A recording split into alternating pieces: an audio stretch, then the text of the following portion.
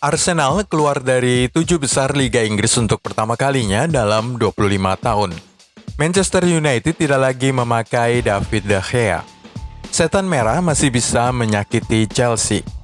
Halo, selamat bergabung dengan channel gilabola.com. Segera saja kita mulai update paling penting hari ini. Arsenal kalah lagi. Arsenal kembali ke kebiasaan lama mereka, tampil tidak konsisten. Usai menang atas Liverpool 16 Juli lalu, Arsenal kembali menang secara hebat atas Manchester City 2-0 yang menyingkirkan sang juara bertahan itu keluar dari FA Cup. Tapi kini mereka menghadapi tim degradasi yang menduduki posisi ke-18 klasemen, Aston Villa. The Gunners malah kalah dengan skor 1-0. Ini merupakan hasil yang mengecewakan setelah Arsenal berhasil mengoleksi 13 poin dari 6 penampilan terakhir.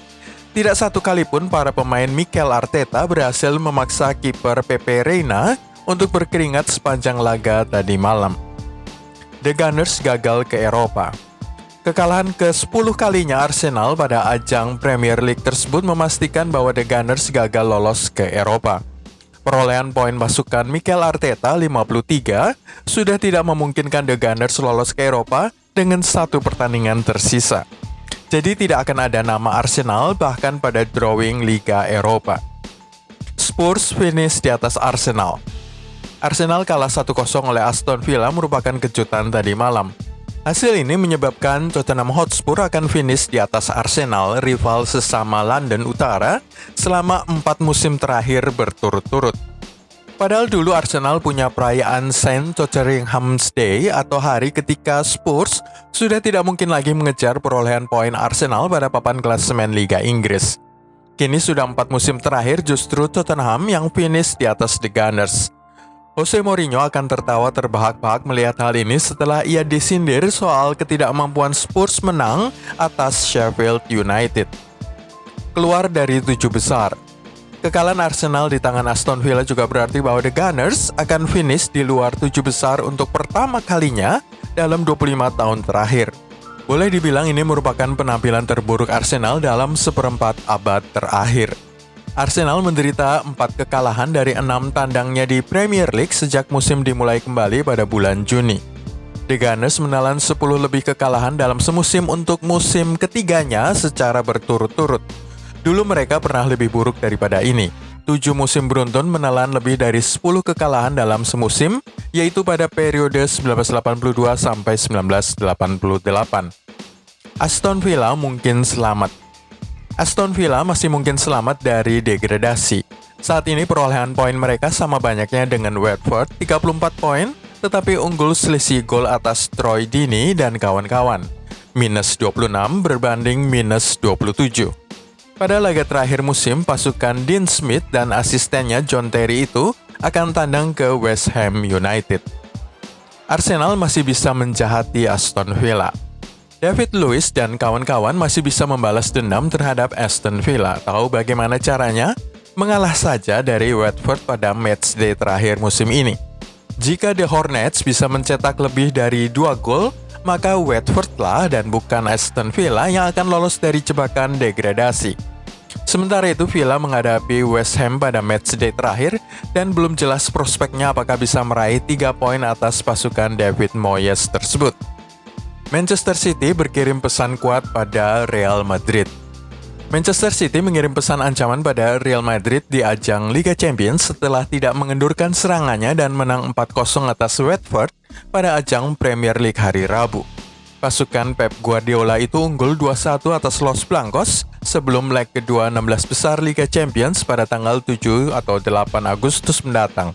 Kini dengan kemenangan besar atas Watford, Manchester City mengirim pesan kepada Real Madrid bahwa mereka tidak akan lengah atau mengendurkan serangan meskipun sudah unggul 2-1 atas raksasa La Liga tersebut. Sebelum kita melihat Milan merangkak naik ke urutan kelima Serie A serta cara Manchester United membalas dendam terhadap Chelsea dengan mendorong The Blues keluar dari zona Eropa, klik dulu tombol subscribe, share, dan tendang loncengnya. Atalanta urutan kedua. Hasil Atalanta versus Bologna usai dengan skor akhir 1-0 pada Rabu dini hari. Hasil ini menyebabkan La Dea naik ke urutan kedua klasemen Liga Italia dan secara matematis masih bisa mengejar pasukan Maurizio Sarri.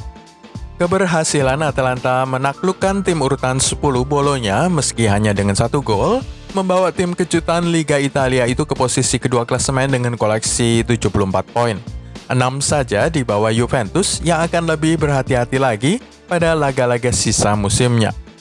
Pertandingan ini memperlihatkan kelelahan para pemain Atalanta setelah kompetisi Serie A digeber 3 hari sekali usai bergulir kembali pada pertengahan Juni 2020. La Dea hanya mencatatkan 1 gol saja ke gawang Bolonya, padahal biasanya tim itu menjebol gawang lawan dengan rata-rata gol memasukkan 2,71 gol per laga. Jumlah total produktivitas gol Atalanta adalah 95 gol sampai dengan pekan ke-35, jauh di atas Juventus dan Inter yang masing-masing hanya 72 dan 74 gol saja. Milan masuk kembali ke zona Eropa. Milan berhasil menjaga harapannya untuk lolos ke Liga Eropa tetap hidup setelah menang 1-2 di kandang Sassuolo. Zlatan Ibrahimovic menjadi pencetak kedua gol Rossoneri.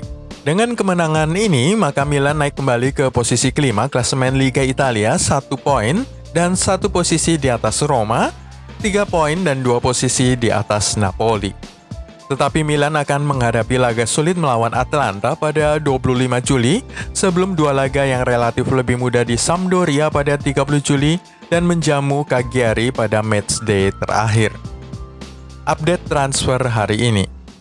Pierre-Emerick Aubameyang akan menunggu tawaran Barcelona dengan striker Arsenal itu menunda menandatangani kontrak baru di Stadion Emirates untuk mengantisipasi kemungkinan minat dari klub Katalan, menurut laporan Sky Sport. Pemain berusia 31 tahun itu yang kontraknya berakhir pada tahun 2021 adalah plan B Barcelona jika mereka gagal merekrut Lautaro Martinez. Berita transfer kedua. Kylian Mbappe berbicara setelah pertandingan persahabatan Paris Saint-Germain melawan Celtic dan menjelaskan bahwa ia akan tetap berada di klub Prancis itu musim depan. Musim 2020-2021 adalah musim keempatnya di PSG. Berita transfer ketiga, Manchester United sudah dalam posisi ambil atau tinggalin untuk Jadon Sancho senilai 80 juta pound atau 1,5 triliun rupiah, kata The Daily Star. Masih harus dilihat apakah Borussia Dortmund akan bersedia menerima jumlah ini untuk pemain sayap muda Inggris itu. Berita keempat, Diego Godin bukan bagian dari rencana Antonio Conte di Inter, dan menurut sebuah laporan di Italia, ia dapat digunakan sebagai pemanis bagi tawaran Inter mendatangkan Blaise Matuidi dari Juventus. Kelima, Chelsea bertekad untuk menandatangani kiper musim panas ini, dan Goal melaporkan bahwa mereka masih tertarik pada kiper Atletico Madrid Jan Oblak yang memiliki klausul rilis sebesar 110 juta pound, setara 2 triliun rupiah lebih. Alternatifnya menurut Manchester Evening News adalah Dean Henderson yang telah menghabiskan 2 musim terakhir dengan status pinjaman di Sheffield United dari Manchester United. Chelsea siap menggandakan gaji Henderson, tetapi ia mungkin akan memilih tetap di Old Trafford jika David De Gea pergi. Keenam, bos Inter Antonio Conte ingin membawa gelandang bertahan musim panas ini menurut laporan Calcio Mercato. Target nomor satunya adalah pemain Chelsea N'Golo Kante, tetapi akan sulit untuk menariknya keluar dari Stamford Bridge. Satu nama lain yang muncul ke permukaan adalah Tanguy Ndombele milik Tottenham Hotspur, dan Milan Skriniar serta Marcelo Brozovic bisa ditawarkan sebagai gantinya. Nomor 7, Fabio Paratici, direktur olahraga Juventus, menegaskan kepada Sky Sport Italia bahwa Maurizio Sarri dan Cristiano Ronaldo akan tetap tinggal di klub itu musim depan. Berita transfer nomor 8, menurut laporan di Prancis, Arsenal tertarik pada kapten Porto, Danilo Pereira. Gelandang bertahan itu telah bermain sebanyak 197 kali untuk Porto dan memenangkan 2 gelar Liga.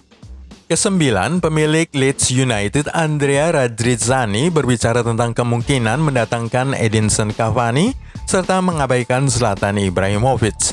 Selain kualitasnya, Cavani dapat berkontribusi dengan fisiknya dan beradaptasi, tetapi ide itu belum dibicarakan dengan pelatih Marcelo Bielsa. Berita transfer nomor 10, Bild melaporkan dari Jerman bahwa alasan utama mengapa Mesut Ozil ingin pindah ke Super League Turki adalah karena faktor istrinya, mantan Miss Turki yang dibesarkan di Swedia.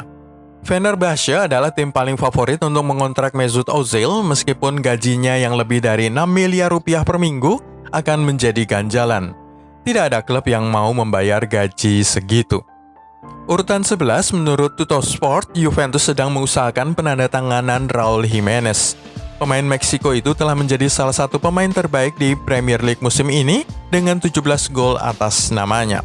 Berita transfer nomor 12, posisi David De Gea di Manchester United berada di bawah ancaman dengan klub sangat mempertimbangkan memasukkan Dean Henderson yang saat ini dipinjamkan ke Sheffield United ke skuad utama musim depan.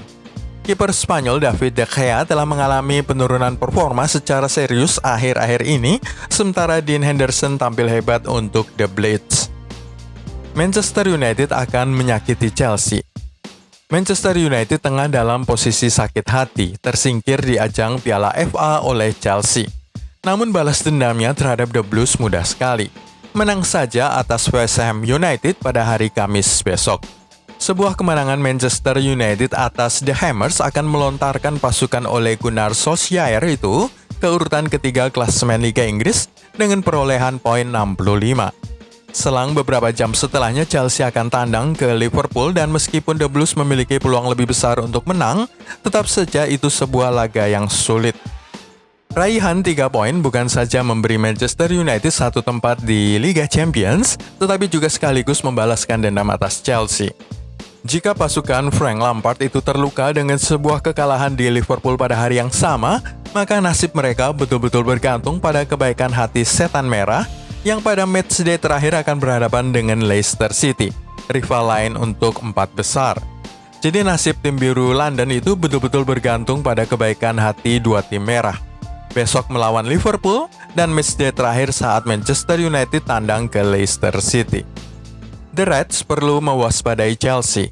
Liverpool yang sudah tidak memiliki apa-apa lagi untuk diperjuangkan perlu mewaspadai pasukan Frank Lampard yang masih butuh satu kemenangan lagi untuk memastikan tiket Liga Champions. Apalagi momentum sedang memihak pada The Blues. Chelsea memiliki kepercayaan yang sangat tinggi setelah berhasil menyingkirkan Manchester United dengan skor 1-3 di semifinal Piala FA pada pekan lalu. Lebih-lebih lagi, itu merupakan kemenangan pertama dari 4 pertemuan dengan skor 3 laga sebelumnya memihak The Red Devils. Kedua tim akan bertemu pada Kamis dini hari. Sebuah kekalahan akan menyebabkan nasib The Blues bergantung pada hasil pertandingan Leicester City versus Manchester United. Manchester United akan turun tanpa David De Gea lagi. Setan Merah tidak akan memainkan lagi David De Gea di sisa musim ini demi mengamankan tiket ke Liga Champions musim depan.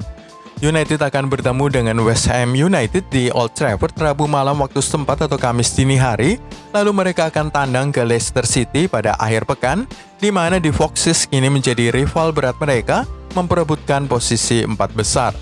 Namun penampilan David De Gea yang membawa Setan Merah kandas di semifinal Piala FA telah membuat pelatih Ole Gunnar Solskjaer berpikir untuk memainkan kiper kedua Sergio Romero menggantikan David De Gea yang belakangan ini kerap blunder tersebut. Menurut mantan gelandang Setan Merah, De Gea terlalu nyaman dengan posisinya sebagai kiper nomor 1 di Old Trafford, apalagi gajinya mencapai 7 miliar rupiah dalam satu pekan. Tidak ada pula ancaman dari kiper lain sehingga tidak ada dorongan atau paksaan untuk bermain lebih baik lagi. Sergio Romero selalu dinomorduakan oleh Solskjaer sehingga membuat De Gea tidak punya kompetisi. Itulah semua dari gilabola.com hari ini. Terima kasih sudah nonton. Anda bisa mengikuti video-video kami berikutnya dengan klik tombol subscribe, share, dan tendang loncengnya.